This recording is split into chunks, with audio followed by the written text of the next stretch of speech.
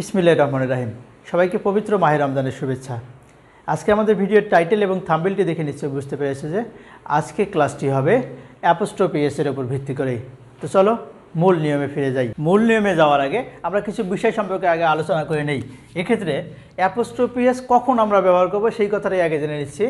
বাংলায় যদি আমরা র বা এর বিভক্তির কথা আসে, র বা এর কথাটা আসে, সেখানে ইংরেজিতে আসে আমাদের অ্যাপোস্ট্রোফি এস অথবা এস অ্যাপোস্ট্রোফি আসে, এমনটাই আসে। এই দুটোর ব্যবহার আলাদা আলাদা আছে। কখন অ্যাপোস্ট্রোফি এস হবে, কখন এসের পরে অ্যাপোস্ট্রোফি হবে, এটা আমরা পরে বুঝাই দেব।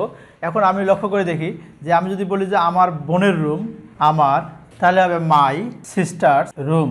অর্থাৎ আমি এটাকে ভাঙাইলে কি আসবে, এটাকে যদি ভাঙাই নেই বোন যোগ এর সমান সমান বোনের, তাহলে বাংলায় যদি আমাদের র বা এর বিভক্তিটা আসে, সেখানে ইংরেজিতে আমাদের কি আসবে, অ্যাপোস্ট্রোফি এস কথাটা আসবে, অর্থাৎ মাই সিস্টার্স রুম।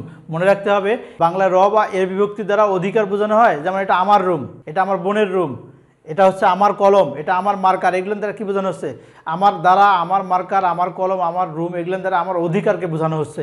এক্ষেত্রে মাই সিস্টার্স রুম, আমার বোনের রুম, এটা হচ্ছে এই অ্যাপোস্ট্রোফি এসটা দ্বারা বা এস অ্যাপোস্ট্রোফি দ্বারা অধিকারে আছে বা পজিশনে আছে এমন কোনো কিছু বোঝাতে অ্যাপোস্ট্রোফি এস বা এস অ্যাপোস্ট্রোফি ব্যবহৃত হয়। তাহলে আমরা মূল নিয়মে যখন যাচ্ছি তখন আমরা বুঝতে পারবো কখন কোন জায়গায় আমরা অ্যাপোস্ট্রোফি এস ব্যবহার করব আর কোন জায়গায় আমরা এস অ্যাপোস্ট্রোফি ব্যবহার করব। তাহলে চলো দেখা যাক। তাহলে আমরা প্রথম নিয়মটা লক্ষ্য করে দেখি। এখানে আজকে যে তোমাদের ক্লাসটা হবে এখানে কোনো নিয়ম লিখে দেওয়া হবে না, উদাহরণের মাধ্যমেই তোমাদের হচ্ছে পুরোটাই বুঝাই দেওয়া হবে। প্রথমটা লক্ষ্য করে দেখি, মাই সিস্টার্স রুম। অর্থাৎ মাই সিস্টার বলতে বোঝানো হয় ওয়ান সিস্টারকে বোঝানো হয়, কারণ সিস্টার হচ্ছে সিঙ্গুলার, SISTERS, সিস্টার্স হচ্ছে প্লুরাল। এখানে যদি আমি অ্যাপোস্ট্রোফি এসটাকে বাদ দিই, যে ওয়ার্ডটা ছিল সেটা ছিল এস, এখানে অ্যাপোস্ট্রোফি এস বাদ দিলে হয়ে যাচ্ছে কি সিস্টার, তার মানে কি ওয়ান সিস্টার। অর্থাৎ যদি আমি এটা নিয়মটা হচ্ছে এইরকমই, সিঙ্গুলার নাউনের শেষে অ্যাপোস্ট্রোফি এস ব্যবহৃত হয়। মনে রাখো যে সিঙ্গুলার নাউনের শেষে অ্যাপোস্ট্রোফি এস ব্যবহৃত, যেমন হাসান, এখানে কি সিঙ্গুলার, অর্থাৎ হাসানস হাউস, অর্থাৎ কী হচ্ছে হিজ হাউস, হিজ হাউস, অর্থাৎ কী হচ্ছে এটা হচ্ছে কি সিঙ্গুলার, অর্থাৎ হচ্ছে সিঙ্গুলার নাউনের শেষে অ্যাপোস্ট্রোফি এস ব্যবহৃত হবে। এটাই হচ্ছে প্রথম নিয়ম। আমি জানি যে এখানে সিস্টার্স দ্বারা কী বোঝানো হচ্ছে, ওয়ান সিস্টারকে বোঝানো হচ্ছে, তাহলে সিঙ্গুলার নাউন, সিঙ্গুলার নাউনের শেষে কী ব্যবহৃত হবে, এই অ্যাপোস্ট্রোফি এস ব্যবহৃত হবে। আশা করি বুঝতে পারছো। চলো এবার দ্বিতীয় নিয়মে যাই। এখানে দেয়া আছে মাই সিস্টার্স রুম, আগেরটা দেয়া ছিল অ্যাপোস্ট্রোফি এস, আর এখানে দেয়া আছে SISTERS অ্যাপোস্ট্রোফি।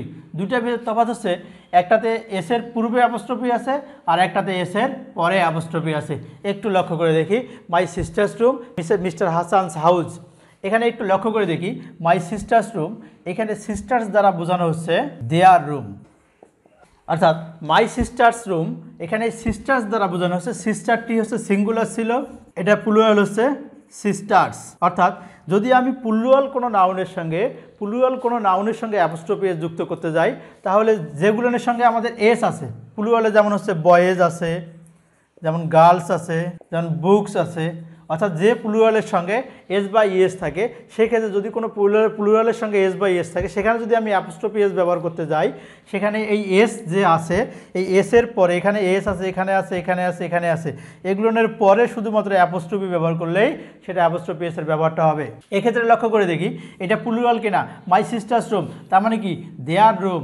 অর্থাৎ দেয়ার রুম বলতে কী বোঝানো হচ্ছে, টু আর মোর সিস্টার। অর্থাৎ প্লুরাল নাউনের ক্ষেত্রে অ্যাপোস্ট্রোফিটা কোথায় বসবে, এসের পরে বসবে। যেমন মিস্টার হাসানস হাউস, এখানে হাসানস বলতে বোঝানো হয় মিস্টার অ্যান্ড মিসেস হাসান। অর্থাৎ শুধু এখানে হাসানস হাউস বলতে কি, আবার নাউনের প্লুরাল আছে, নাউনের প্লুরাল হচ্ছে, তাহলে মিস্টার হাসানস হাউস মানে কি mister and Mrs Hasan's house. তাহলে এখানে হাসানসটা হচ্ছে প্লুরাল, যেহেতু প্লুরালে এসের পরে আমাদের কি হবে, অ্যাপোস্ট্রোফি বসবে। অনেকের ভিতরে কোশ্চেন আসতে পারে যে হাসান আবার এটার নাউনের আবার প্লুরাল হয় কিনা। হ্যাঁ, এখানে নাউনের প্লুরালটা আমি করে দিলাম মিস্টার অ্যান্ড মিসেস হাসান। অর্থাৎ এখানে মিস্টার এবং মিসেস হাসান বলতে এখানে দুইজনকে বোঝানো হচ্ছে, সেক্ষেত্রে অবশ্যই এটা প্লুরাল হবে। প্লুরাল ছিল এখানে সিঙ্গুলার ছিল HASSAN, এটা সিঙ্গুলার, এটার সঙ্গে প্লুরাল হচ্ছে হাসানস, তাহলে প্লুরালে এসের পরে অ্যাপোস্ট্রোফি বসবে। এখানে ছিল সিস্টার, প্লুরাল হচ্ছে সিস্টার্স, সিস্টারে এসের পরে অ্যাপোস্ট্রোফি বসবে। বয় এখানে সিঙ্গুলার, প্লুরাল হচ্ছে বয়েজ, অ্যাপোস্ট্রোফি এসের পরে বসবে। গার্ল এখানে সিঙ্গুলার, প্লুরাল হচ্ছে গার্লস, অ্যাপোস্ট্রোফি এসের পরে বসবে। পেন সিঙ্গুলার, পেন্স হচ্ছে প্লুরাল, অ্যাপোস্ট্রফি হচ্ছে এস এর পরে বসবে, বুক সিঙ্গুলার, বুকস হচ্ছে প্লুরাল, অ্যাপোস্ট্রফি এস এর পরে বসবে।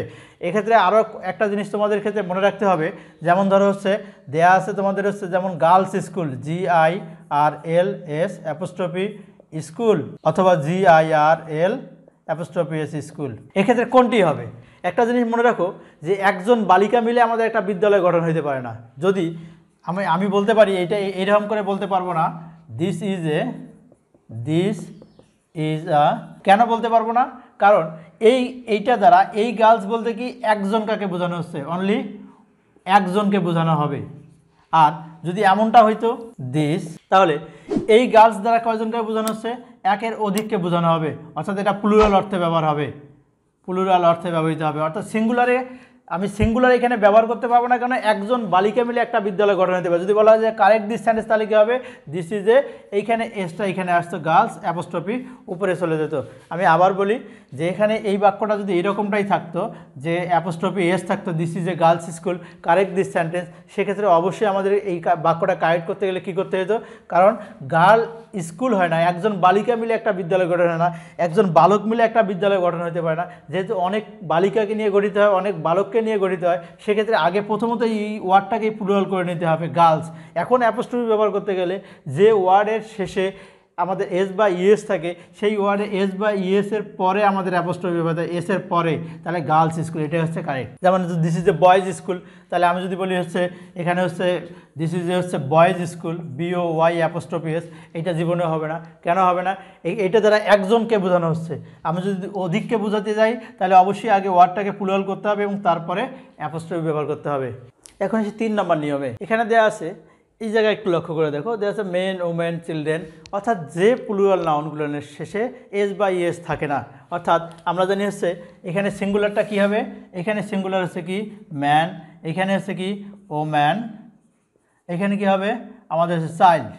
এখানে কী হচ্ছে সিঙ্গুলার, এটা প্লুরাল কী হচ্ছে, চাইল্ডের প্লুরাল হচ্ছে চিলড্রেন, ওম্যানের প্লুরাল হচ্ছে ওম্যান, ম্যানের হচ্ছে প্লুরাল হচ্ছে কি ম্যান।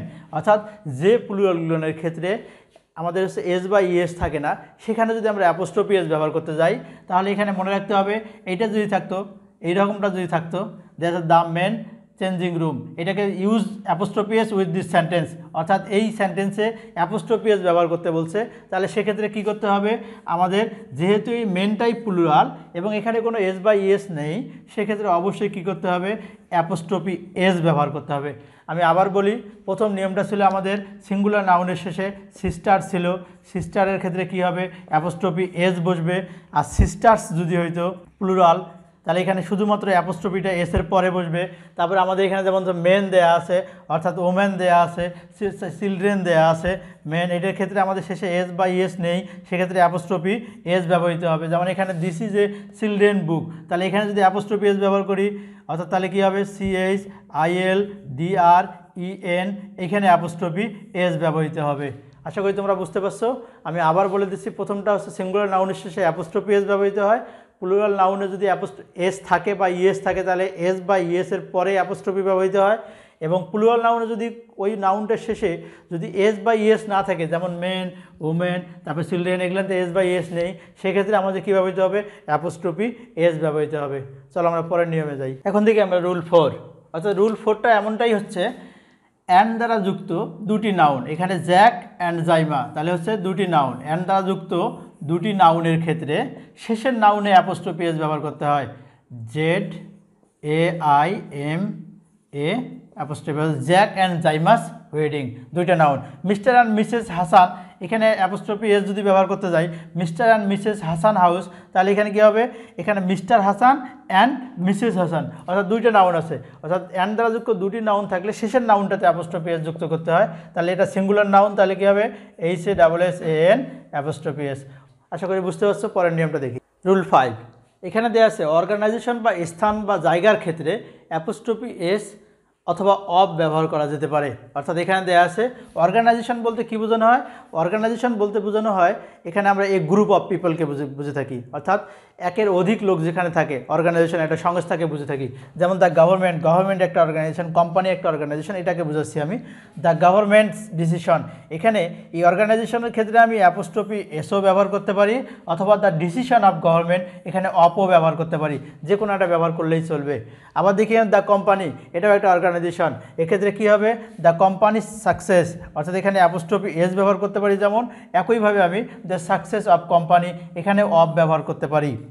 আমি বলছি স্থানের ক্ষেত্রে অ্যাপোস্ট্রফি এস ব্যবহার করতে পারি। যেমন ইতালি একটা জায়গার নাম, একটা দেশের নাম, সেক্ষেত্রে ইতালিস প্রাইম মিনিস্টার, এটাও যেমন ব্যবহার করতে পারি। একই সাথে the prime minister of Italy, এটাও ব্যবহার করতে পারি, কোনো সমস্যা হবে না। আমি আশা করি তোমরা বুঝতে পারছো। আমরা পরের নিয়মটা একটু লক্ষ্য করে দেখি। এবার সে রুল 6, সময় নির্দেশক শব্দ ইয়েস্টারডে, যেমন সময় নির্দেশক শব্দগুলো কি ইয়েস্টারডে, নেক্সট উইক, টুডে অথবা টুমরো, দিস ইভিনিং, মনডে, এগুলো সবগুলো কি হচ্ছে সময় নির্দেশক শব্দ। এই সময় নির্দেশক শব্দগুলোর সাথেও আমরা অ্যাপোস্ট্রফি এস ব্যবহার করতে পারি।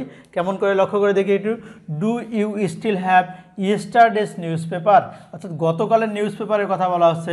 গতকালের, আমি যদি বলি হচ্ছে গতকাল যোগ এর সমান সমান হচ্ছে গতকালের, অর্থাৎ বাংলায় যেখানে আমি হচ্ছে র বা এর বিভক্তি ব্যবহার করতে পারি, সেখানে আমি অ্যাপোস্ট্রফি এস ব্যবহার করতে পারি। তার মানে ইয়েস্টারডেটা হচ্ছে আমাদের হচ্ছে সময় নির্দেশক শব্দ, এক্ষেত্রে আমরা অ্যাপোস্ট্রফি এস ব্যবহার করতে পারি।